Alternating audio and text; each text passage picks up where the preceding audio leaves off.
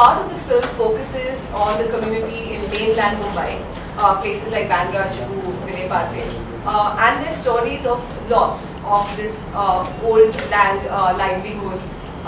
As well as the second part of the film focuses on the community in Dharavi Island, which is Gorai Malori region, 80% of which are East Indians. And you've been following the newspapers for the last few years. They've struggled against SEZ, a bridge that was to come up, and lately there's also more stuff happening over there. So the second half of the film focuses on the way on the movement that this community has amazingly mobilized in the second in Dharavi Island. The crisis at the heart of the film is that a way of life has been lost, the community in mainland Mumbai, and a way of life is about to be lost.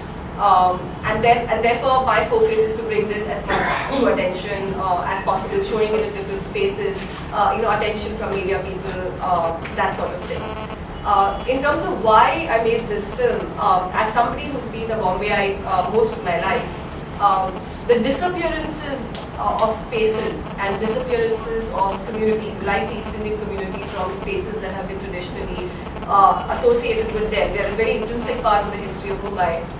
Is something it's been on a slow burn process. It's been something I've been noticing, a landed community film focusing specifically on Bandra, which is one of the major strongholds of the East Indian community.